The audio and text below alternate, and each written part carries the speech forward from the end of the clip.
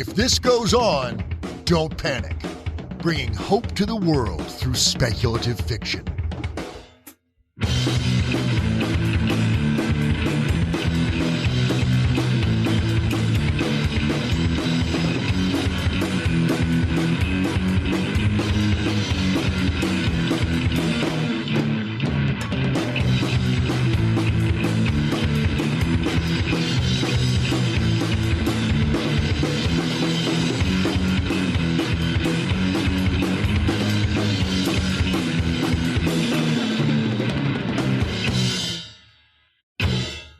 Hello and welcome to episode 15. In this episode, we will be interviewing husband and wife writing team JJ and AJ Cook.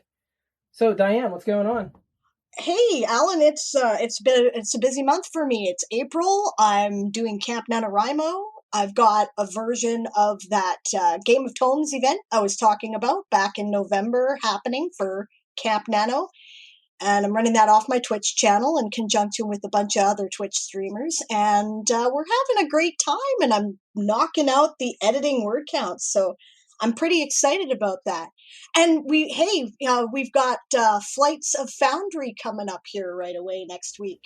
Yeah. Well, that'll be over by the time this comes out. But retroactively speaking, I hope you all enjoyed the con.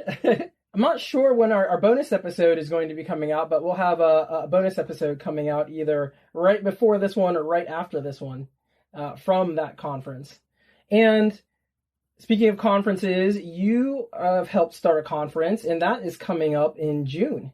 Yes, that's right. I'm doing a conference called Writer's Conduit, and it is entirely a Twitch-based event. I'm collaborating with a bunch of other Twitch writing streamers. And it's basically, grassroots, community-driven. People are offering what they have to participate, their skills and their information. It's geared for writers, by writers, so there'll also be editors and publishers. Some of our big-name guests that we're going to have are Benji from Tale Foundry, and we're going to have Janet Forbes from World Anvil as well. So I'm really excited. It's the end of June, last weekend in June. Janet was great to talk to when you did that podcast with her. I feel like I was there. I just listened to it and edited it. Right.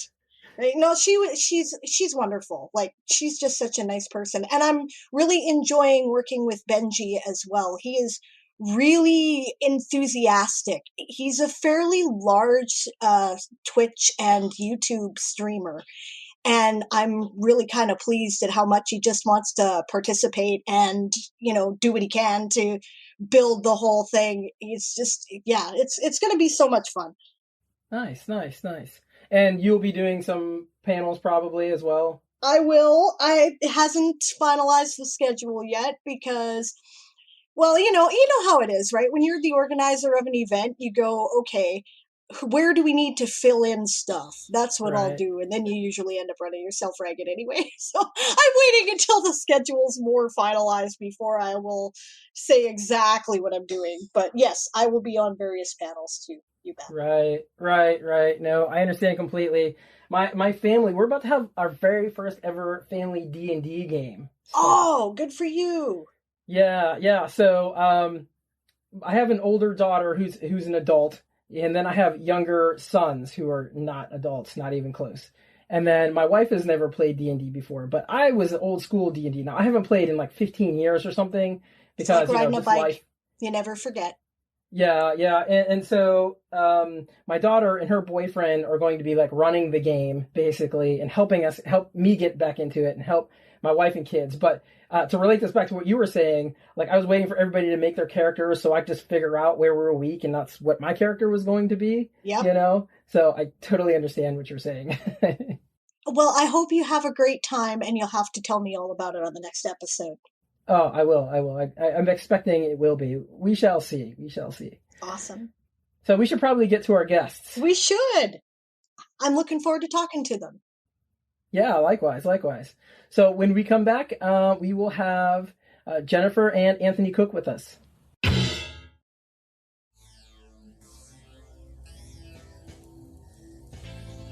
Hey all, you know that here at If This Goes On, we believe that a rising tide lifts all boats. Life is not a zero-sum game. Aurelia Leo Publishing believes the same thing.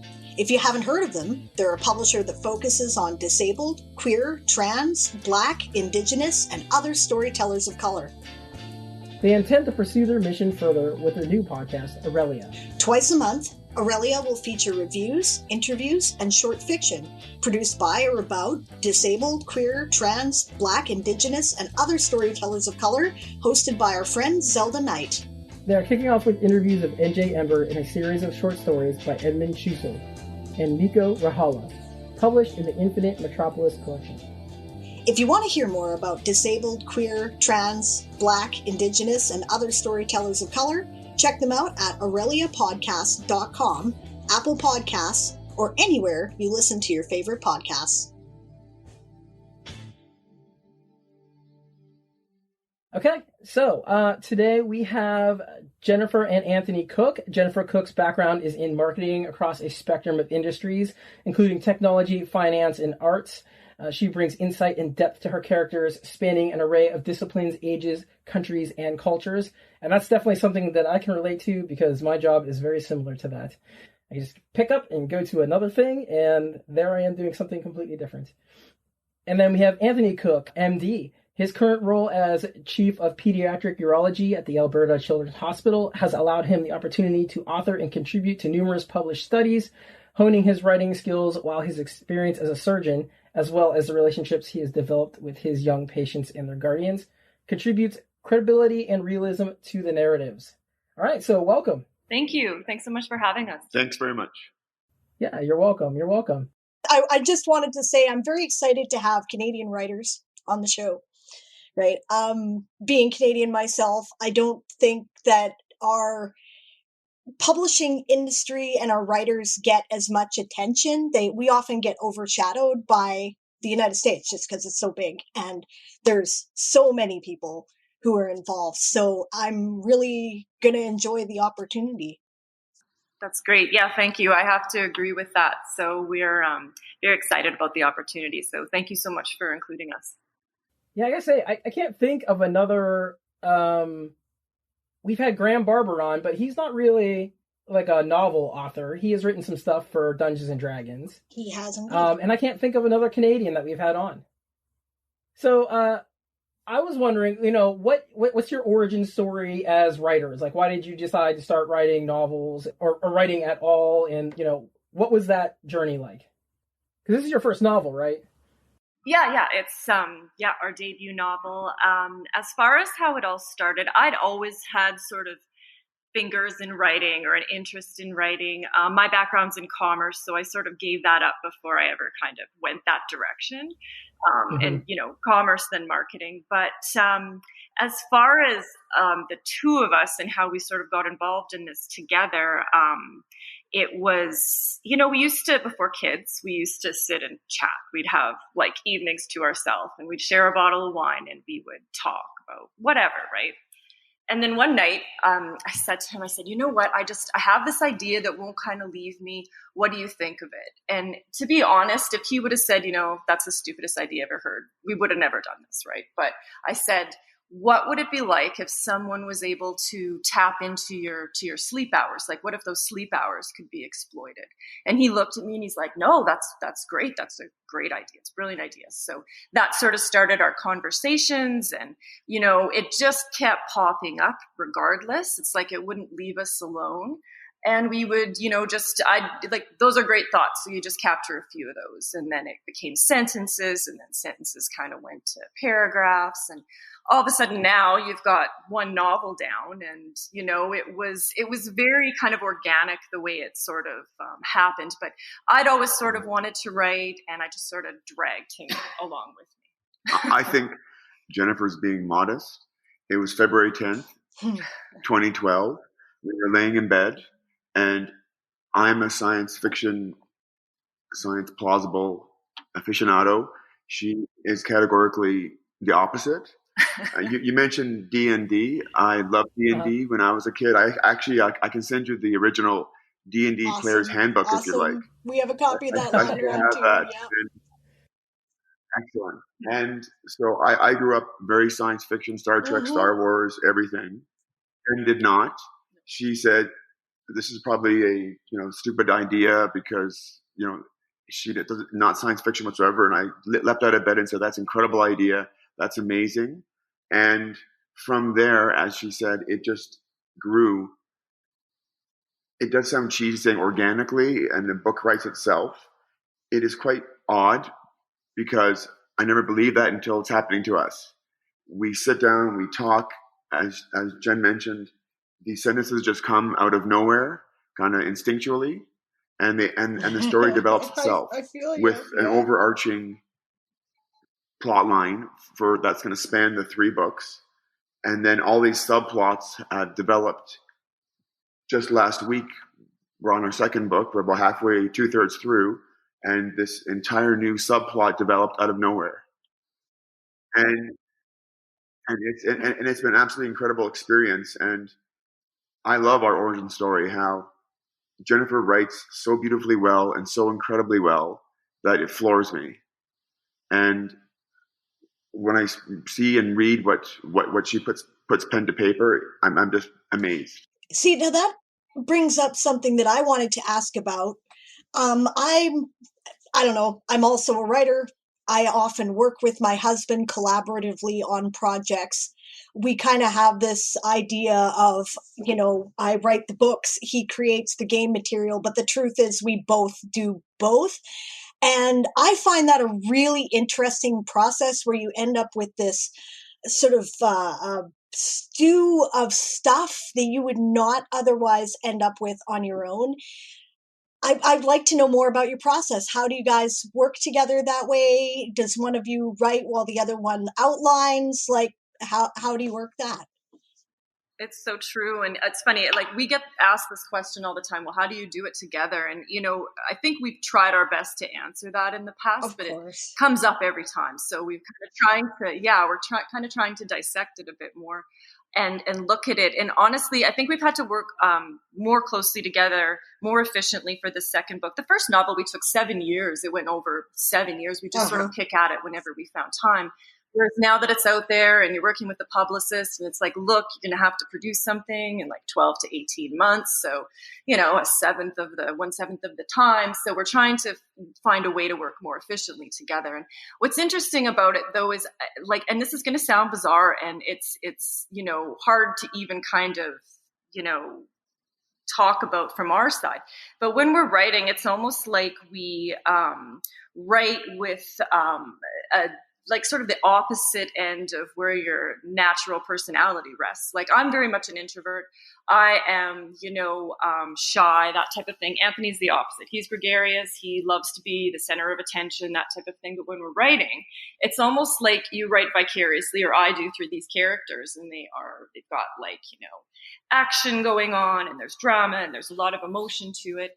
And then when we come together to kind of edit it, as you're talking about, Anthony, who's typically he's the emotional guy. This is a good example. He's watched, Real Steel probably 20 times, 10 with myself. And every time it hits that scene where, Hugh Jackman is punching in the air and he's working the robot and his girlfriend's crying and his son's crying, Anthony's there crying along with them, right? Every time. And it's that's just who he is, right? But when it comes time to edit it, he's very surgical. He just goes straight into the OR and he's just cutting, slashing, and making sure the science is plausible. And, I can't tell you how many times I hear, well, that would never happen. That would never happen like that. And, we kind of have to really come together on, just staying true to the characters and then making sure it's plausible. So I think that's where we're really trying to find a good balance between those two things. We usually try to write 2 chapters a week, and Jen does the sort of line share of the words, and then we go over the chapter and together, sometimes apart because we get angry with each other, or vice versa. And we have, that's funny. We've had some doozies. Yeah, affectionately called doozies. In terms of disagreement, but it is hard to explain, and like I'm a very, very sensitive person, but when I'm doing this with Jen, I compartmentalize, just like I've had to do in the OR and treating patients for the last 15, 20 years. And I kind of turn off.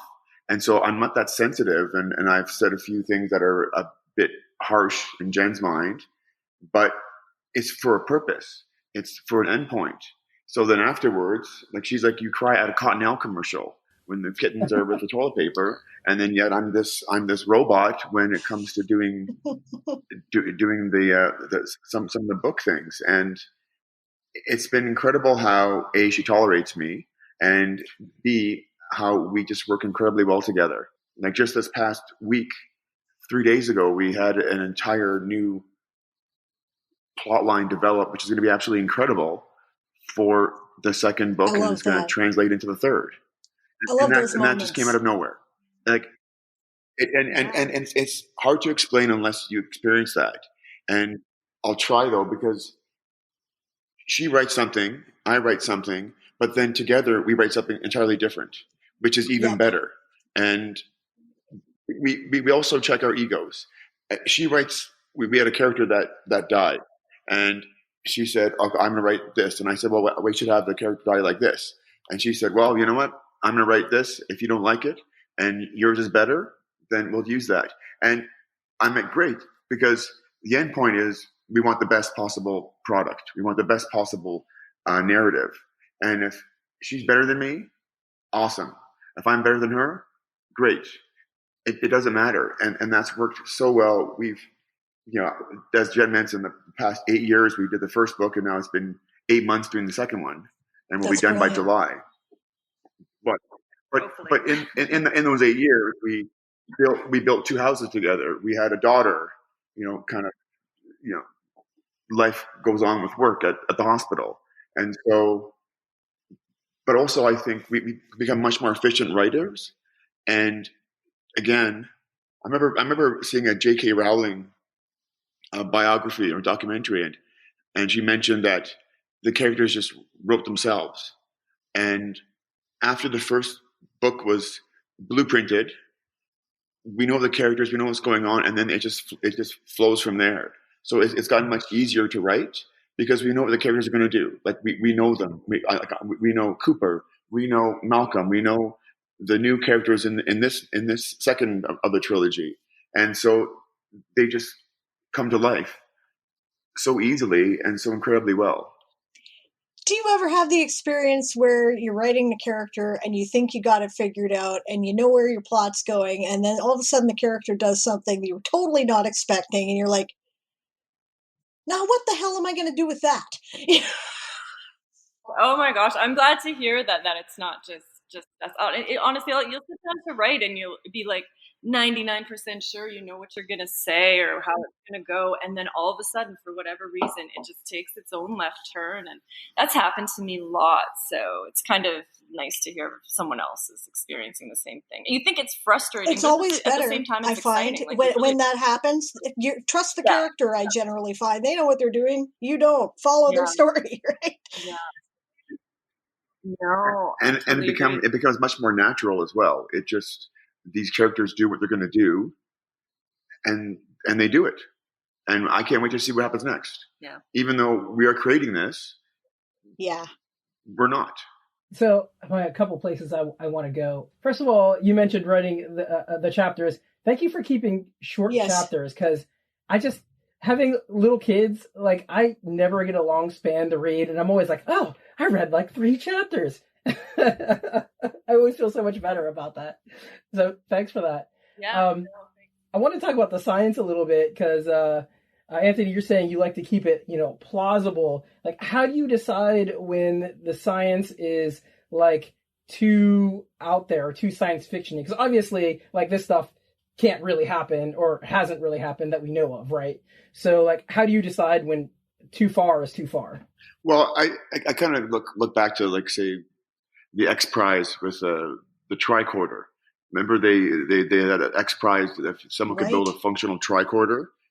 Oh yeah, I do remember that. So the and there was a documentary about Star Trek a number of years ago, and it talks about how a lot of tech and a lot of science has come out of the science fiction of I saw it. It was brilliant. Star Trek.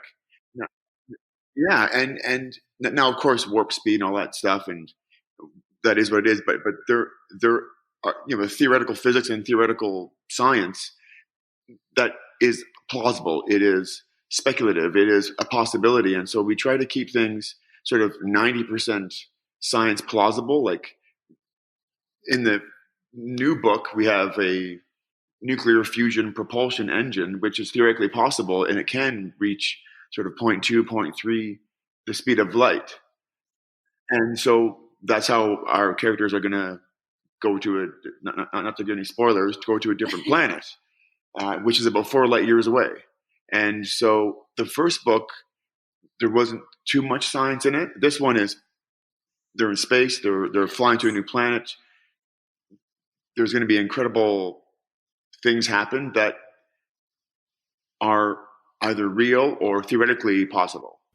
Yeah. And for me, it's been something of a bit of a journey to, I do some research, but again, being from my background, my knowledge in science and basic science and physics and medicine, which also has a bearing astronomy in your new plot. Yeah. Sure. Yeah. And seeing the reality of what we can do as scientists today, and also pushing the envelope, seeing what can be done and what theoretically is possible. That's what drives the production of the science behind the books. Well, I'll be interested to see how these characters do in space, because they seem very grounded in their own realities. You know what I'm saying? Like, if I were to compare this to other science fiction properties, I would say something Michael Crichton-ish, and also like X-Files, where the characters are very grounded in just everyday stuff, right? And then they see something strange, and then they kind of have to explore it, right? And then to take these characters... I was reminded a bit of Greg Bear myself, actually. So yeah, I see what you're saying. Interesting. Yeah. Well, I have not read. I don't know if I've read any Greg Bear. Maybe a few short stories. Certainly no novels, though. Not to put a damper on things, but the next book, there will not be any of the characters from the first book. You shouldn't have given that away, but cool. Okay. I've discussed this with my partner, right, who does my edits.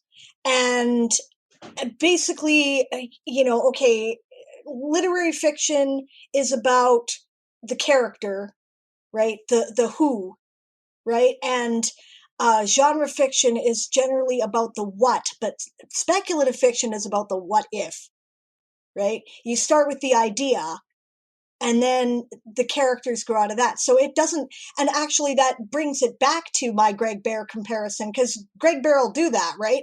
It's about the idea, and the character isn't necessarily as important. They're significant as part of the catalyst, but they're not necessarily the one who's going to tell the whole narrative. So that's cool.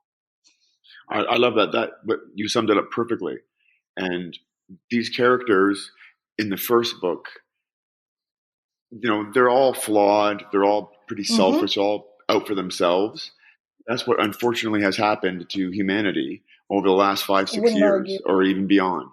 And half the reason we started writing this trilogy is to show how good we could be, how a species could have evolved and lived on the same planet as we are on currently and been so much better.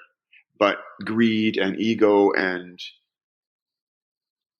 the flaws of people get in the way. And that's why we are contrasting the trilogy, because the characters that we're writing right now are going to be the best of us, what we should strive for. That's awesome. That's another thing that got our attention, right? Because our whole podcast is about bringing hope to the world through speculative fiction, right? Yeah, I noticed that at the end of the book, I think it's in your bios at the end of the book, you say, and this is a quote, that you hope this novel and trilogy shines a light on something the world seems to have forgotten: altruism and its impact on society. Right. And yeah, that's essentially, the heart of the definition of Percivious. So this is the term we've coined.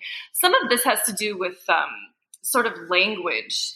I have a good friend who's a child psychologist, and I'm working with her closely on the character development, these new characters and this species. So basically they've evolved from cetacean lines. So whales are their ancestors, right? So you look at sort of their evolution millions of years ago, and it's interesting to kind of theorize how their development would have been. And, I'm trying to say not too much here to give too much away, but they just sort of have a different... But it's absolutely incredible. Oh, yeah, okay. The second book is even better than the first. The third one's going to be even better. It's a new modern masterpiece. Oh my God.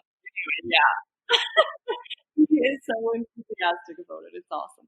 But anyway, so their language is different than ours. We wanted them to be sort of focused on the community as a whole, but not Vulcan, not, a hive sort of communist sort of, mentality, but just that they think of others before themselves. So even in language, if you look at how we speak, how many times do you say I throughout the day? I want this, I would like that, I was thinking I. Even when we say we, it's still sort of an I, because you're like, we should go down for a coffee, or we should. So you're kind of imposing your ideas on someone else. Whereas from their perspective, their language revolves around we. So let's say something happens. In one of the chapters, there's sort of a sequence where there's like almost an accident that's just avoided.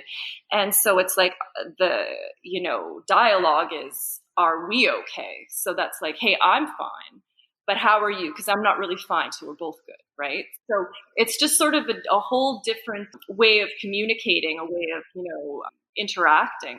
So in the third book, why we need these really strong characters that you're familiar with now from the first is that we need to sort of contrast how they think and how they communicate and how different they are, right? If you look at whales, I've done research on whales, and you look at their the emotional centers of their brain, the limbic lobe, it's larger than ours. So they feel and understand emotionally than we do. Limbic area. Thank you. I knew he was going to correct me just the way he was staring at me. I'm like, oh, I said something wrong here. So limbic area, and it's interesting the way they. The way they sort of live together in a pod, how like the sons will stay with the mothers their whole lives, this kind of thing.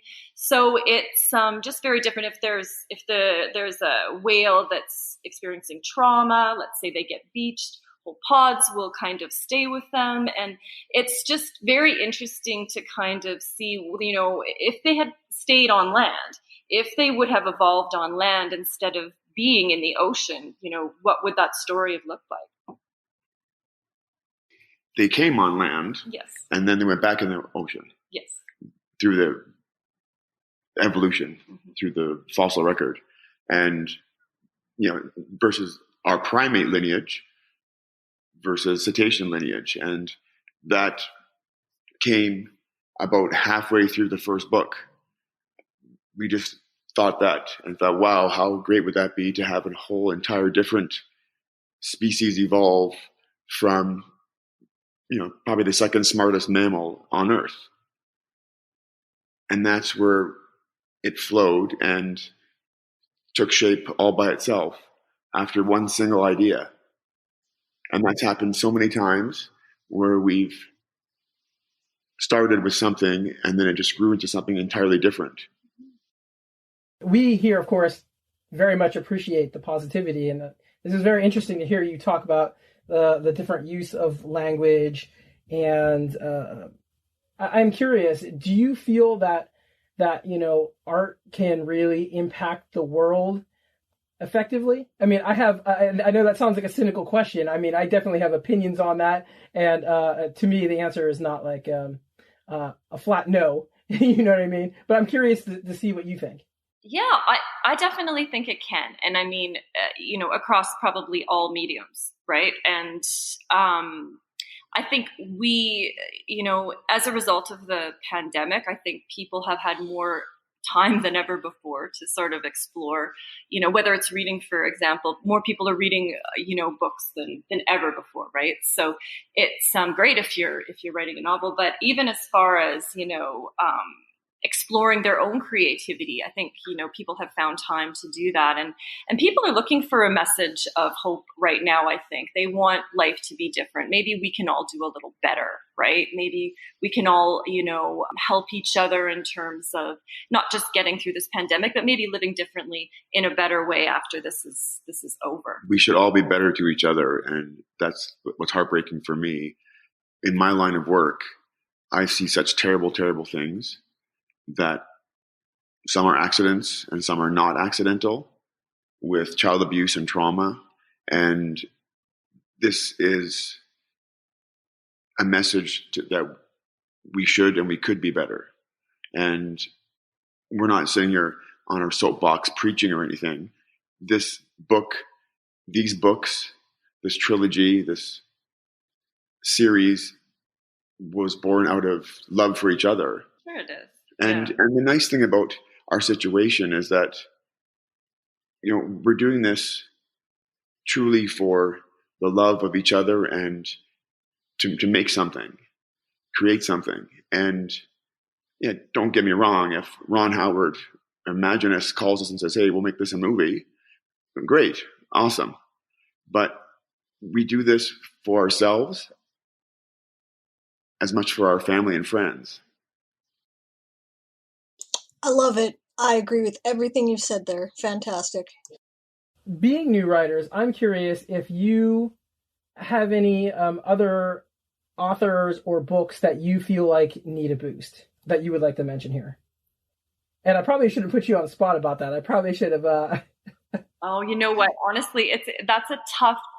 To be honest, I think we're so new, and I really do. I feel like we just sort of invited ourselves to the party, and we're lucky. It's been great to have the means to do it, and I think we've been so grateful for our publicist, and we've had some good reviews, and and encouraging enough to want to keep at it, and just don't drop the ball, I guess, on the next one. But we're just so new that it would be hard pressed to say, like, I mean, everyone that I've kind of, been reading recently, they're much more established and they've been at it a longer time. I just think we're sort of in a position where we've got more to learn than anything.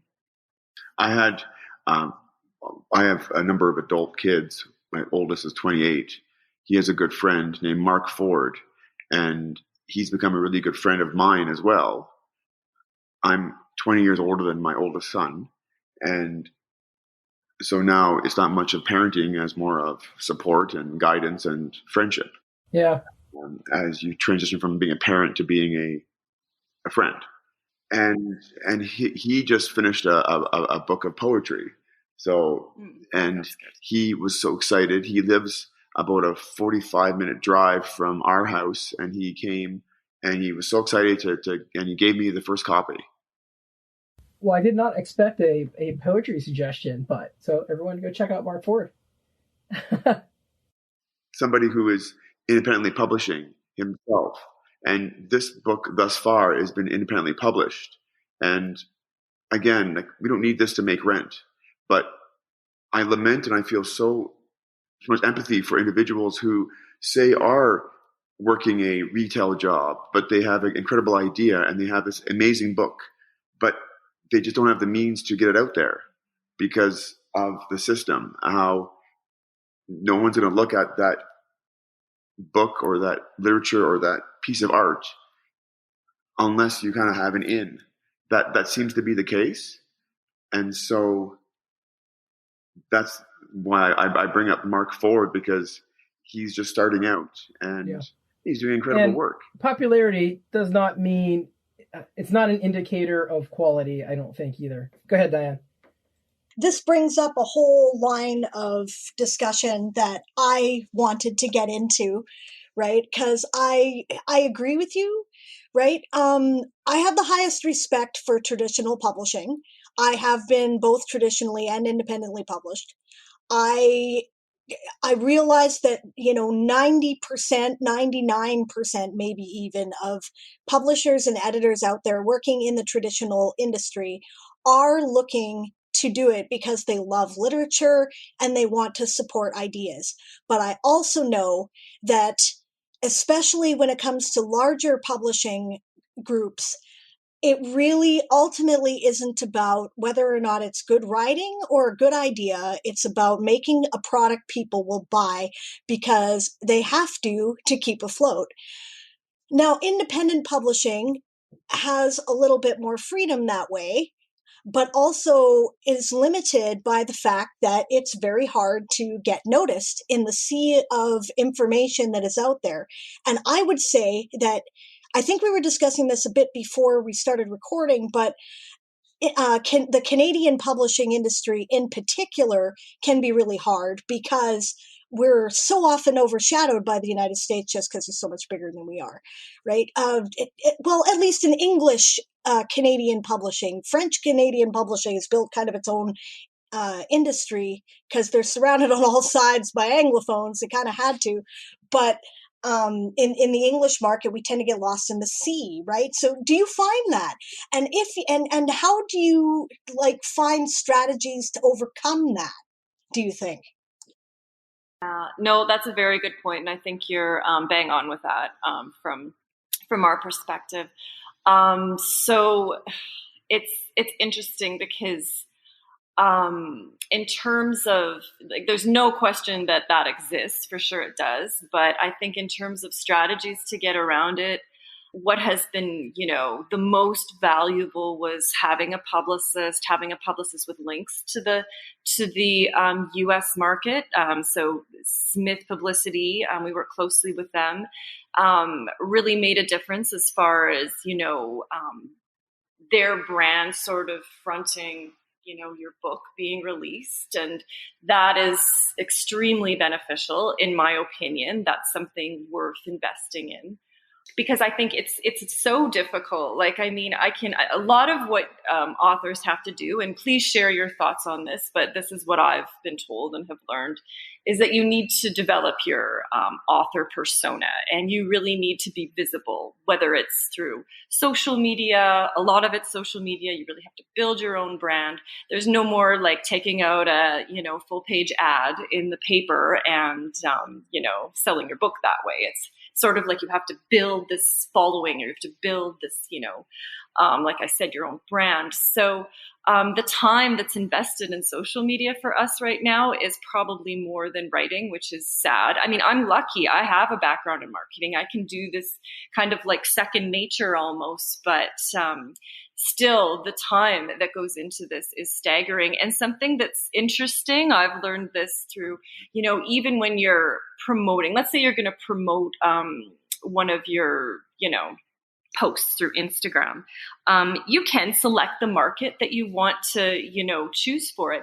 But if you leave it up to, social media, they will promote your feed post in Canada only. So, I mean, yes, I want a following of, Canadian fans, but my book is, a large part of it is basically set in New York City. So it's important for me to have access beyond that. And I'm glad that there are social media tools that you can use to accomplish that on your own. It's just, it's a bit of a fight at the same time, if that makes sense.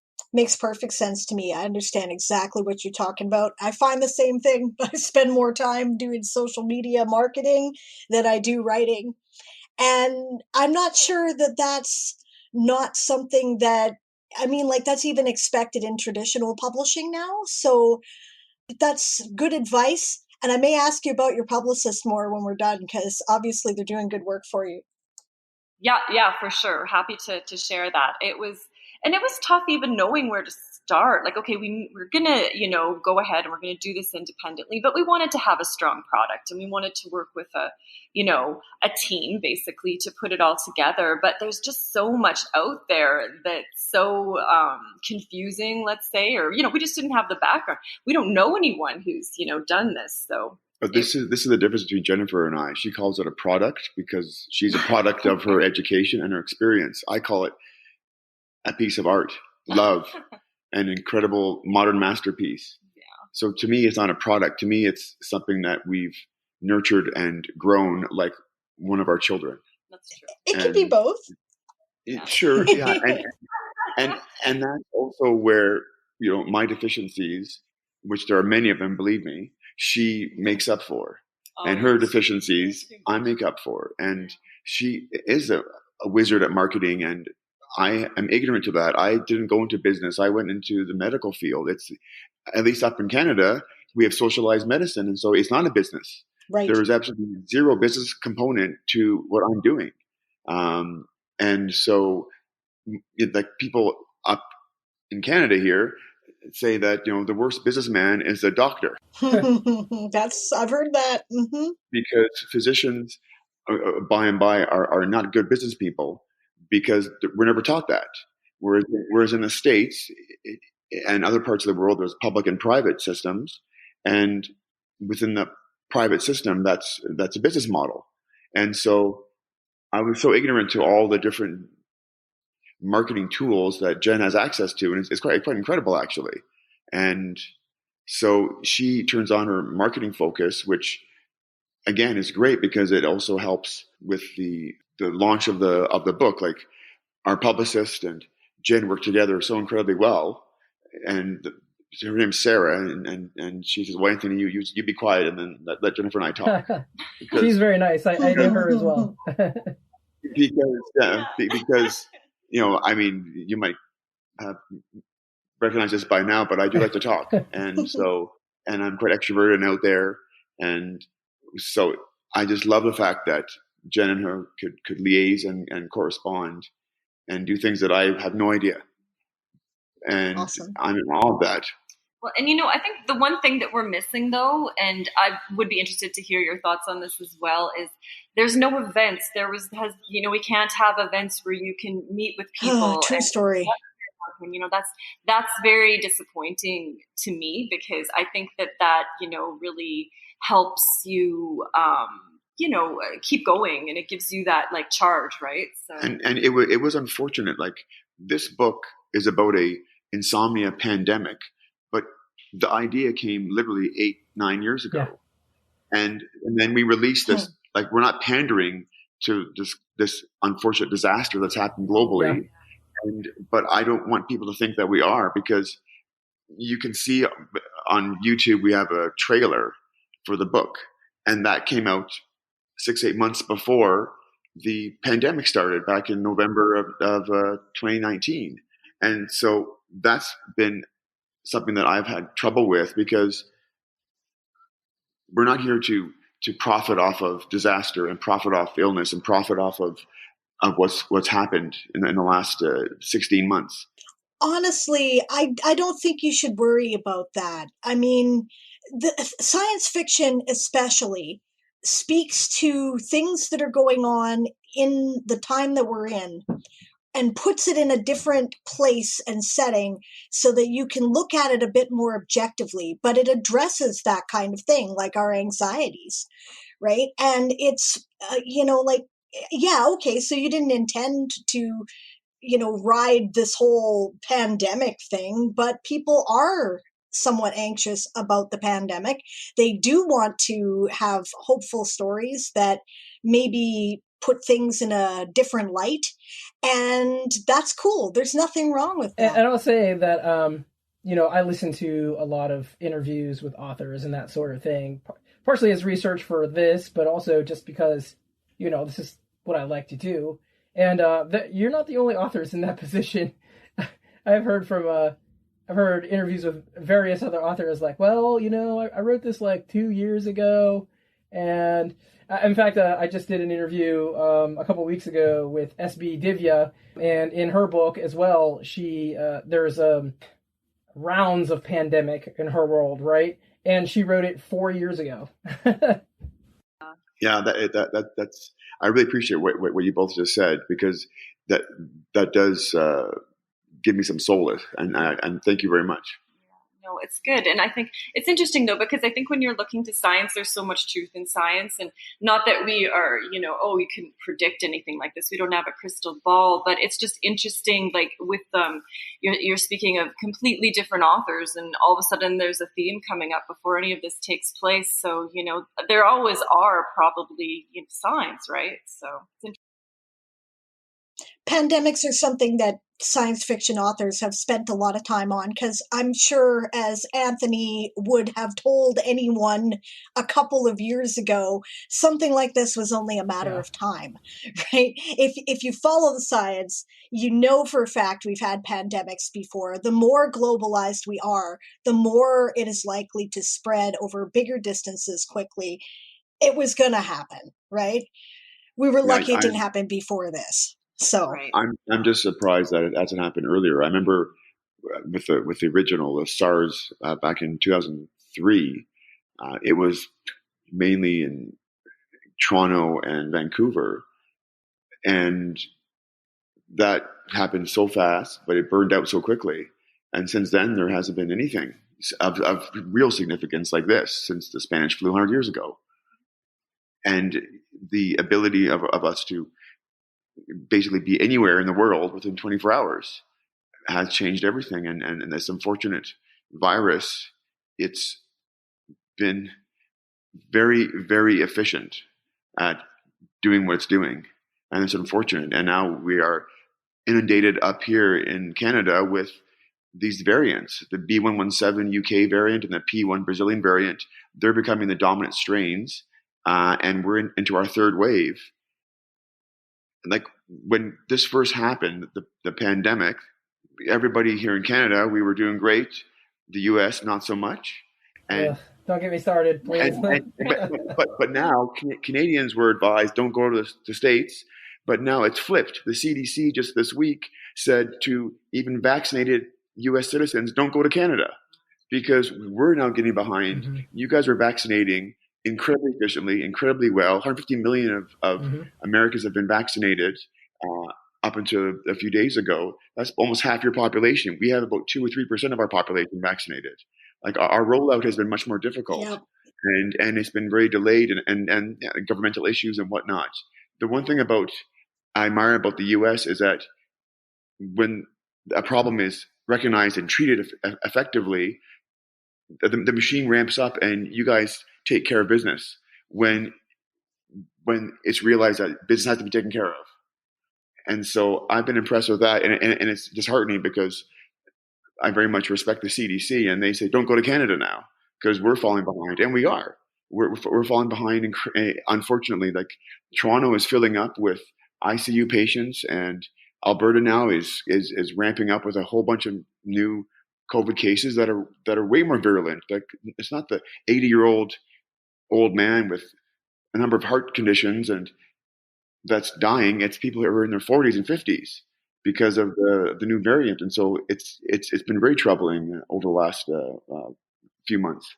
I am happy to say that as of this recording right now, I have my first Moderna shot. Good stuff. Mine won't happen in BC here for another about 3 weeks to a month. Yeah, but yeah, I'm waiting. It's yeah, I mean, like, I don't want to get too far off topic. My soapbox is basically, and why the hell did we shut down our vaccination manufactories like, more than a decade ago? Maybe if we weren't relying on other people to get the goddamn vaccine, we would have all the vaccinations done by now. But I'm not gonna get on that too much. That's all right. I agree with you, Anthony. I'm very frustrated with it too.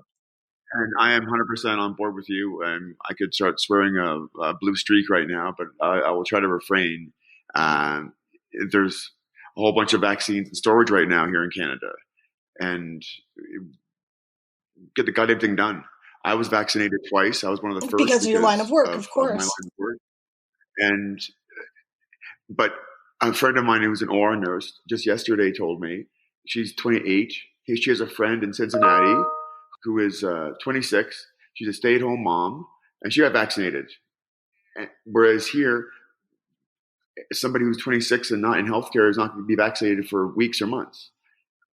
And so that's, again, I admire the U.S.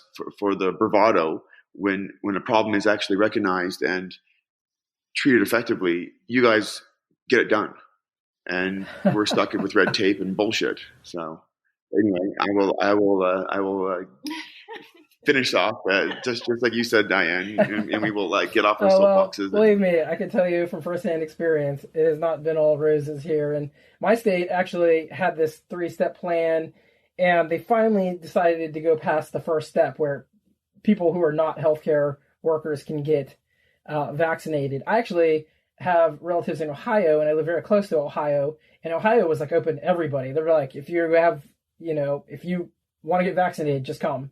So we actually went over to Ohio and just got vaccinated because we were tired of waiting around for our governor to move forward. And just I think 2 days ago, as of this recording, they decided to move to the next step, and everyone's like, oh, thank God, finally. We are running out of time here, so we have a few questions we always ask at the end. What is bringing you hope right now? Hope that things will improve, hope for the human race, that sort of thing. What is bringing us hope right now? Oh, that's a good question. I guess the biggest thing is just seeing, this is going to sound so cliche because everybody's been saying this, but we're all in this together. And I think people are obviously all sick of this now together. But I just think there's going to be hopefully, sort of a movement to look at how we can do things better, how we can be kinder to the environment, how we can come together and support each other in a different way. And, maybe it's learning to, come to this world, come to this life ready to give more than you take.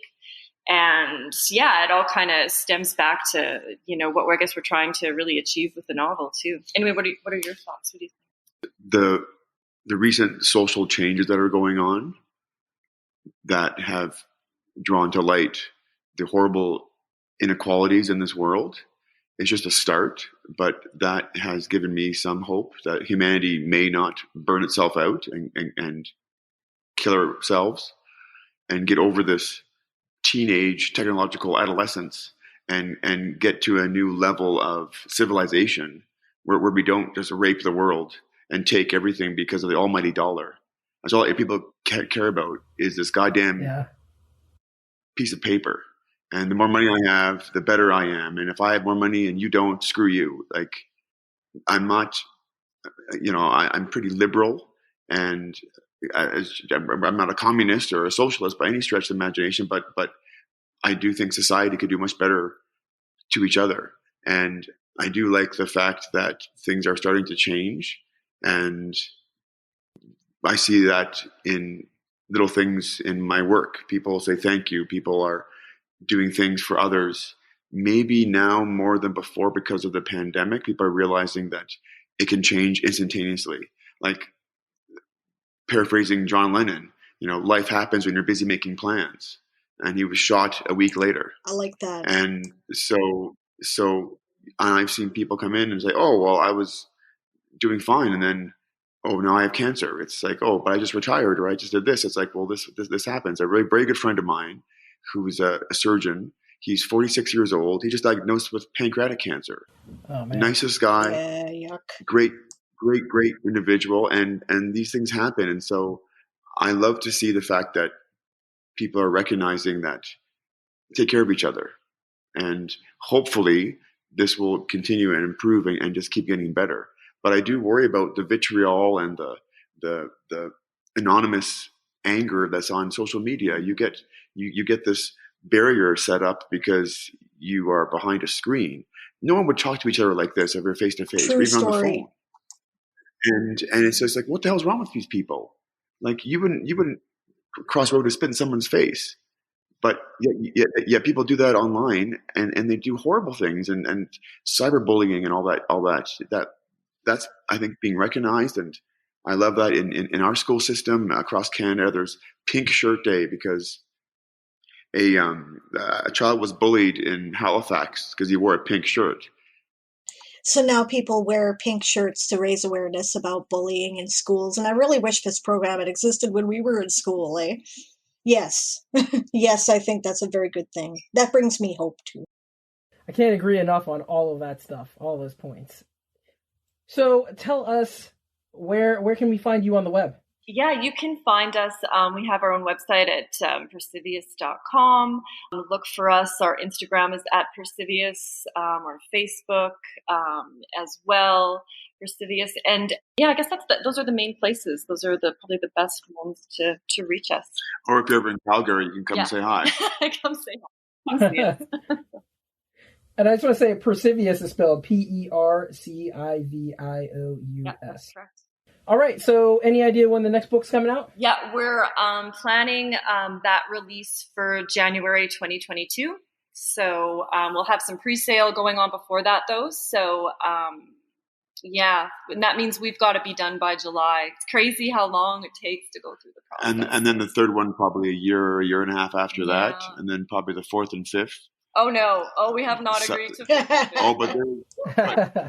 But the story arc is so incredible. It's going to blow your mind. The very end of the third book, and it does leave room for expansion if needed. I would love to keep doing this because I absolutely love working with Jennifer. She's the light of my life. Oh, ditto. Yeah, you bet. All right. Well, thank you so much for coming on. We appreciate you being here and spending your time with us. And yes, thank you. This was a lot of fun. Yeah, absolutely. Thank you so much. We really appreciate the time you spent with us. Yeah, thanks, Alan and Diane. Really, really appreciate it. Okay, and that was our interview with Jennifer and Anthony Cook. Diane, any takeaways? I really am enjoying their enthusiasm. It's so cool. Oh my gosh. Anthony's like the perfect hype man. Yeah, it's awesome. Like, and maybe it's because they are newer authors, and that's great. A lot of times after, you've done a few of these, you're afraid to hype up your book, you're like, oh, well, I'm not sure how I compare to all these other people, but they're not afraid. They're like, this is great. We love what we're doing. And that's cool because if you don't love what you're doing, nobody else is going to give it a shot, Yeah, absolutely. Absolutely. And I really like their take on trying to use their fiction to make a better world and to kind of show people, like how humans could be better. But I don't know. I mean, I didn't think their book was overly preachy, Nope. So, I mean, more preachy than any science fiction, really, because right. Well, it's always political. We've had that conversation, but yeah, I agree with Jennifer completely in that we've had that discussion too, right? Where I'm like, I'm tired of Grimm for Grimm's sake, Yes. Right? We do need stories of hope right now. And if they're telling that, I'm all for it. Yes. Totally agree. So any books you want to talk about? Well, I'm really enjoying The Sentient. I'm finally getting deep into it. Right? I finally found, like, when I'm writing, I sometimes really need to have, especially when I'm working hard on it, I really need time to kind of take a little bit of moment to unplug, and then I'll read something that's generally completely different. And I really love where she's going with it. I'm sorry it's taken me so long to find a place in my schedule to get to it, but it's really good. I'm really having a good time with it. Oh, yeah. I love Nadia's book. It was really great. I love that more like social science fiction or soft science fiction stuff. That's really yes, looking at the ethical issues is always valuable. Yes, very much. So let's see. You and I have talked about this book that I have to talk about, but I've not mentioned anything to our listeners about this. So I recently read a book called Trafalgar by Angelica Gorodischer. Right. And her last name is spelled Gorodischer. I'm not really sure how it's pronounced. It's Argentinian. Cool. And it was translated by Amelia Gladhart and published by Small Beer Press in 2013. But the original copyright for this book is 1979. So it's a little bit of an older one. I picked this book up at the book table when I was at the Nebulas in 2018 and had no real expectations for it. I just thought the cover was really cool looking. And I just happened to read it because I needed something short to fill a gap between two books I was reading for the podcast. So, I just looked at the stack of books next to my bed and was like, this one's kind of short. I'll just, pump this one out real quick. And really what it is, it's a series of interconnected vignettes that follows the eponymous Trafalgar as he wanders around his hometown telling stories about space. And the stories he tells are comically rambling, but also very pulp-like stories that take place on planets oddly similar to Earth. Cool. The best part is you can never tell if you're listening to him tell stories or if what he is saying is real, like real in that world, or or if he's just like this storyteller liar kind of guy. It should also be noted that the whole book is told by his biographer, and she makes some very funny color commentary on the side about Trafalgar and his life while the stories are being kind of like in between the stories. Some things I want to add. The book definitely has elements that are of its time, but there is a bit of social commentary about gender roles from the author. If you wait as you get into the book, it kind of comes up more and more and more. At the beginning, there's not much of it, but it does show up. And it has this really strange vibe. Like I already mentioned, it has this pulpy feel, but it's like pulp mixed with magical realism. Cool. And I've never read really anything quite like that before. According to the guys on Coode Street podcast, if any of our listeners listen to them, this is considered a classic, although I had never heard of it before I picked it up. And there is a version translated by Ursula Le Guin. Oh, nice. Okay. Yeah. So I'm almost tempted. If my reading pile wasn't, the size of Mount Olympus, I would be interested to go and read the translated version by Ursula Le Guin just to see how it was different. Fortunately, I just don't have time for that. It was quick, fun, short, and I would recommend it to anyone who wants to dabble in Argentinian genre, likes Mystique, or doesn't really care about realism and explanations too much, because those really don't exist in that book. And and anybody who just wants a quick and easy read. It was real fun. Brilliant. Yeah. Sounds great. I might have to look for the Le Guin translation too. That's cool. Yeah, I've been reading a ton of Le Guin short stories lately. I've never read anything longer than a novella by Le Guin at this point. I am looking forward to digging into her someday, but you know how it is. We get to read these books for a podcast, and I think we really need to invite some people on who are not authors so I can give myself a break. No doubt. No doubt. I guess it's time to wrap this up. Thanks to everybody out there for listening. Please let your friends know about us on Facebook or Twitter. If you really like what we're doing, you can check us out on patreon.com/ifthisgoeson. We'd appreciate your help if you're able to contribute. We have multiple tiers that you can choose from. Right now, I have recently put up a poll for our Patreon members to who we will be interviewing in the future. Right now, there's an economist winning, so we might have an economist on if I can hook her into coming. Oh, you told me about this as a possibility. That's great. Okay. I'm very eager to get into that discussion.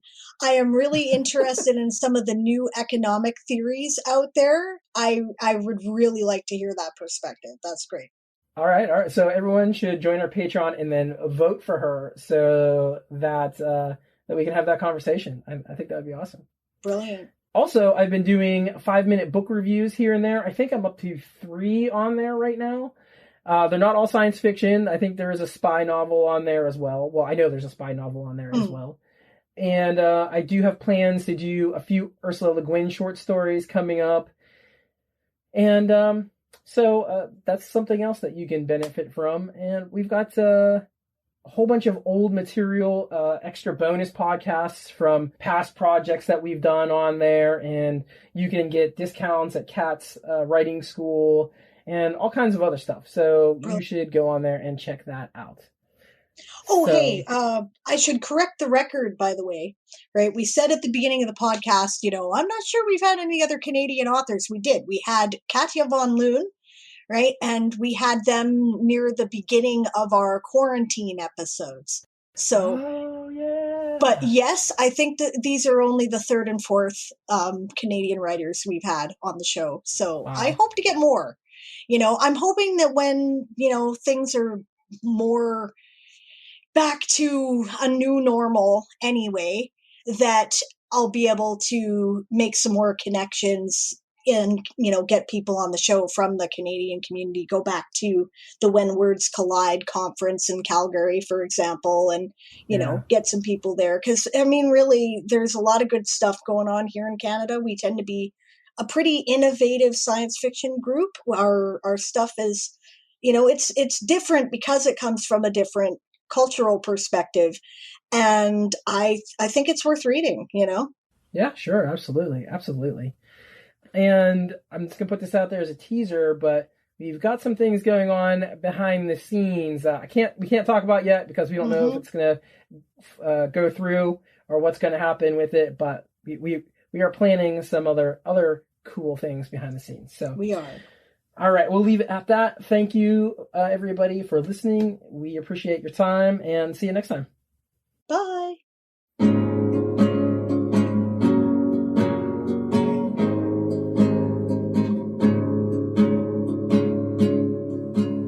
If This Goes On, Don't Panic is edited by Alan Bailey with production by Sound Maiden. Our theme music is by Father Flamethrower. Additional music is by Christopher Snydrowski, and outro music by Sable Aradia.